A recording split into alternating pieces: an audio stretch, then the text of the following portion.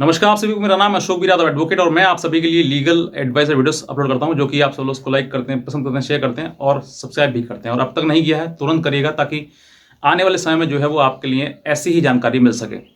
आपने थंबनेल में देख ही लिया होगा कि अब जो है वो पत्नी को फूटी कौड़ी तक नहीं मिलेगी। कारण क्या है उसके मैं बताना चाहूँगा आपके लिए। बहुत सारे ऐसे पति हैं जो मानसिक रूप से कमज़ोर हैं, यानी कि उनके ऊपर केस आया, वो परेशान हो गए, कोर्ट में अपीयर हो गए। कोर्ट में अपीयर होते ही उन पर इंटरिम मेंटेनेंस लगा दिया गया। वो इंटरिम मेंटेनेंस उन्होंने देना शुरू कर दिया। उसके बाद वो चीज़ें चली आगे बढ़ी और बढ़ने के बाद यही चीज़ें बढ़ती गई। लास्ट में पूरा कंक्लूजन आ गया, लास्ट में उनका मेंटेनेंस उन पर लागू कर दिया गया और वो देना शुरू कर दिया। यानी कि उन्होंने जो है उसके खिलाफ कोई भी आगे मतलब किसी प्रकार की कोई भी फर्दर प्रोसीडिंग जो है वो आगे नहीं की उन्होंने, और सीधी सीधी जैसे कोर्ट करता गया वैसे ही वो करते गए, मतलब इंटरिम मेंटेनेंस और फिर परमानेंट मेंटेनेंस देते गए। ये सबसे जो गलत काम है पतियों का ये है, ये एक बुराई है। और इस बुराई को मैं चाहूँगा कि आप सब जितने भी पति इस वीडियो को देख रहे हैं, दिमाग से निकाल दीजिए। मेंटेनेंस देना और मेंटेनेंस लेना दोनों में ज़मीन और आसमान का अंतर है। आप सोच कर देखिए कि ज़बरदस्ती आपसे वो चीज़ें ली जा रही हैं, आपका कोई भी आपका मन नहीं है बिल्कुल भी उसको देने का, लेकिन फिर भी आपसे ज़बरदस्ती चीज़ें ली जा रही है, क्योंकि आपको डर है कि कहीं मेरे खिलाफ अरेस्ट वारंट ना निकाल दे, कहीं मेरे खिलाफ मुझे जेल ना भेज दे। ऐसी चीज़ें आपके मन में जो है वो चलती हैं और फिर आप मेंटेनेंस देने को मजबूर हो जाते हैं। एक केस अलग होता है इसमें। दूसरा केस क्या है कि आपके बच्चे हैं, बीवी तो है ही है, बीवी के गलत कर्मों की वजह से आपने उसको मतलब साइड कर दिया है, फिर वो पत्नी आपको छोड़ के चली गई है, किसी प्रकार से अपने मायके में वो रह रही है और झूठे केस आपके ऊपर लगा रही है, और साथ ही साथ में उसके पास बच्चे भी हैं। जहां बच्चे हैं वहां पर देखिए, मैं उसमें कुछ नहीं कहूंगा, आपकी मर्जी है, आपको जो देना है दीजिए। और मैं तो चाहता हूं, कहता हूं आपसे कि अगर आपके बच्चे हैं तो इट्स योर रिस्पॉन्सिबिलिटी कि आपको उनको अच्छे से अच्छे शिक्षा दी जाए, अच्छे से अच्छे उनको पढ़ाया लिखाया जाए, खेल कूद सारी सुविधाएं जो उनको दी जाएं। ये आपकी ड्यूटी है, मैं आपसे निवेदन भी करूंगा इसके लिए। लेकिन जहां पर मक्कार पत्नी हो आपकी और आपके खिलाफ उसने झूठे केस कर दिए हैं, आपको हर तरीके से हरासमेंट करती है, ना आपके पास रहती है, ना आपको किसी प्रकार का कोई सुख देती है, सिर्फ और सिर्फ वो आपको केस ही देती है और केस में आपको घसीटती है, ऐसी पत्नी को आप एक फूटी कौड़ी ना दें। क्यों ना दें मैं बताता हूं। कानूनी चीजें भी हैं आपके लिए जिन पे बचने के लिए आपके बहुत रास्ता है। सबसे पहली बात कि कोर्ट में जितना लेट हो सकते हैं उतना लेट अपीयर होइएगा। मैं ये नहीं कहता हूं कि आप वायलेशन करें इन चीज़ों का, लेकिन हाँ जितना मतलब आप अपना टाइम खींच सकते हैं उतना टाइम खींचिएगा। साथ ही साथ में जिस तरीके से आपका केस चलता है, आपको लगता है कि एक्सपायरी मेरा हो गया है, तो आपको अपीयर होकर उसको मतलब बताना है कि हमें भी सुना जाए। सुनने के लिए बाध्य है कोर्ट कि आपको भी सुना जाएगा। साथ साथ में अपनी जो भी आपके एविडेंस हैं, जिस तरीके से पत्नी का व्यवहार है, और अगर आपको उसको रखना चाहते हैं तो रखने की लिए बात कहिएगा, साहब मैं तो रखना चाहता हूँ। दूसरा, कोर्ट अगर आपके पास कुछ भी मेंटेनेंस वगैरह आपको लागू करता है तो आप मेंटेनेंस का मतलब पैसा होता है, ये बिल्कुल ना करें, इस चीज़ को कंसिडर ना करें। मेंटेनेंस का मतलब आपको मेंटेन का शब्द समझिए कि आपकी जिम्मेदारी है, पति की जिम्मेदारी है पत्नी को मेंटेन करने की। लेकिन मेंटेन करने का मतलब ये नहीं है कि वो उसके बदले पैसे दिए जाएं। मेंटेन का मतलब ये है कि आप पत्नी के लिए कपड़े, उसके श्रृंगार की जो चीज़ें हैं वो श्रृंगार की चीज़ें, खाने पीने की चीज़ें उनके लिए, ये सब चीज़ें आप पत्नी से कहें कि इसके लिए मतलब कोर्ट में आप कह सकते हैं कि सर मेरी जिम्मेदारी है, मैं पत्नी रखना चाहता हूं। अगर आप रखना चाहते हैं तो कहें ये बात रखना चाहता हूं, और रखने के साथ में जो भी इसकी ज़रूरतें हैं उन सभी ज़रूरतों को मैं पूरा करूंगा, मेरा जो दायित्व है मैं उसको पूरा करूंगा। और रही बात इसके बदले मतलब पैसा लेने की, तो बोलना कि पैसा मैं नहीं दे सकता क्योंकि ये जो है पैसा मेरा लेकर किसी दूसरे पे अय्याशी करेगी या फिर किसी गलत काम करेगी, उन पर उड़ाएगी।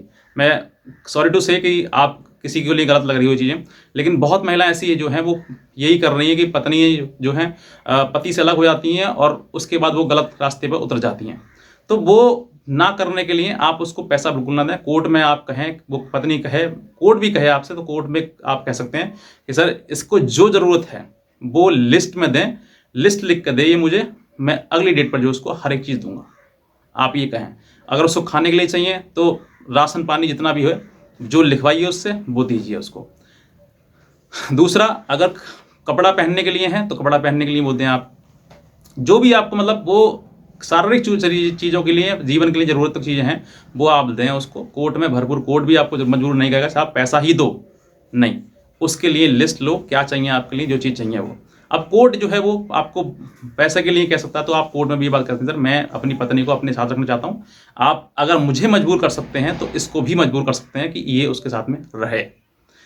रहने के लिए शादी हुई है, अलग अलग रहने के लिए, या फिर कोर्ट में मेंटेनेंस का केस करने के लिए झूठा कई गुना पति की जो है वो सैलरी बताकर उसका हरासमेंट करना, इसलिए शादी नहीं करी है। तो ये आपको चीज़ करनी है। दूसरा, अगर आपके पास मेंटेनेंस बन जाता है, ठीक है, मेंटेनेंस में कहता हूँ बन जाता है, तो आप ऐसा इतनी आसानी से बिल्कुल पैसा मत दीजिए, उसको लड़िए, सेशन कोर्ट में लड़िए, हाई कोर्ट में लड़िए। फिर भी अगर किसी प्रकार से आपको लगता है कि हाँ वो मुझे देना ही है, तो आप ये जो लिस्ट बताई मैंने आपको, इस लिस्ट के अनुसार दीजिएगा। ऐसे डायरेक्ट पैसा किसी को देना बिल्कुल सही नहीं है, क्योंकि आपका कोई भी ऐसा नहीं है कि पत्नी ने शादी कर ली तो फिर पत्नी को अब वो पैसा जो है वो उसको देना ही देना है। पैसे का मतलब ये है कि आप उसकी जिम्मेदारियों को निभाएं, आप उसके अनुसार जो भी चीज़ें हैं वो काम है वो उसकी ज़रूरत है उनको आप पूरा करें। सिर्फ यही एक मेंटेन करने का पति को पत्नी का अधिकार है।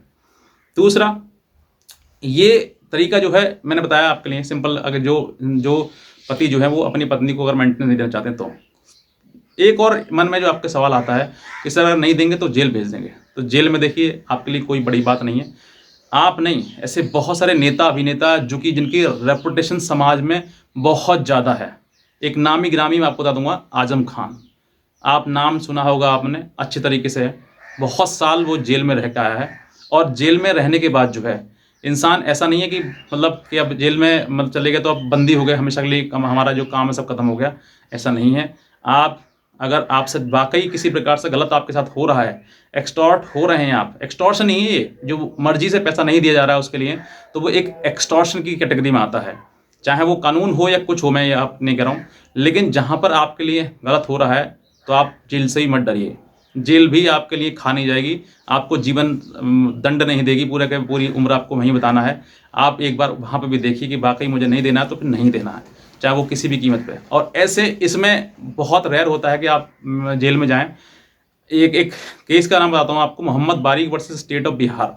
एक ऑनरेबल सुप्रीम कोर्ट का केस है जिसमें कि पति जो है वो इस काबिल नहीं था कि वो मेंटेनेंस जो है वो जितना बांधा था कोर्ट के वो ना मतलब दे सके, इतना वो लायबल नहीं था, इस लायक नहीं था कि वो दे सके। तो उसने जो है वो उसके खिलाफ वारंट निकला, और वारंट, इस केस की मैं कहानी बता रहा हूँ, स्टोरी बता रहा हूँ आपके लिए। तो उसके खिलाफ रिकवरी वारंट निकला, और वो रिकवरी वारंट को लेते हुए सीधे हाई कोर्ट पहुँच गया। हाई कोर्ट में, पटना हाई कोर्ट ने उसको ये जजमेंट दिया उसमें कि जो लोअर कोर्ट ने जो वो गलत प्रक्रिया का इस्तेमाल किया है, मतलब कि सीधे केस किया इन लड़की ने और मेंटेनेंस बांध दिया, उसके बाद अरेस्ट वारंट निकाल कर शुरू कर दिया उसको और गिरफ्तारी के लिए।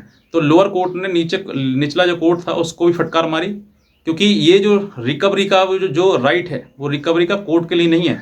रिकवरी का जो राइट है वो कलेक्टर के लिए होता है, जो डिस्ट्रिक्ट कलेक्टर होता है उसके लिए होता है, उसका रिकवरी करने के लिए। लेकिन कोर्ट ने अपने संज्ञान में लेते हुए शुरू कर दिया।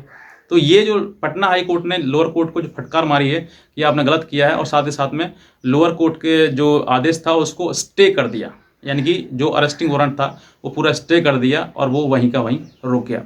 तो ऐसे बहुत सारे केसेस हैं जो time to time honourable supreme court, high court pass भी करता रहता है, जहां पर आपको लगता है कि वाकई ये सब झूठ है, इसने मनगढ़ंत कहानी बनाकर मेरे को सिर्फ हैरास किया है।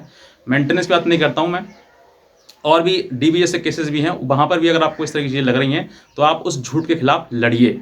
आप ये मत सोचिए कि मैं मतलब नहीं लड़ पाऊंगा, या फिर मैं जो कह रही वो पत्नी मैं कर देता हूँ, ऐसा नहीं। सीधे बनने से काम नहीं चलेगा। अगर आप सीधे बनोगे तो आपका हैरासमेंट ही होगा। आपको कानूनी रूप से अगर वो लड़ रही है तो आपको भी लड़ना पड़ेगा, चाहे वो उसकी समय सीमा कितनी भी हो।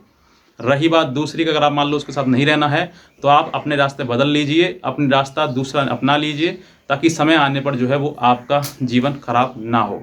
ये आपको समझना है। मेरी एक छोटी सी आपके लिए राय थी, लेकिन मेंटेनेंस के नाम पर या हैरासमेंट के नाम पर या ज़बरदस्ती आपके लेने पर, एक्सटॉर्शन के नाम पर पत्नी को एक फूटी कौड़ी भी मत दीजिए, अगर आपका मन नहीं है तो। और अच्छी पत्नी है तो वो आपके साथ में रहेगी ही, उसका कोई दिक्कत नहीं है। बस इतना ही कहना चाहूँगा। बाकी आज का वीडियो देखने के लिए आप सभी बहुत धन्यवाद।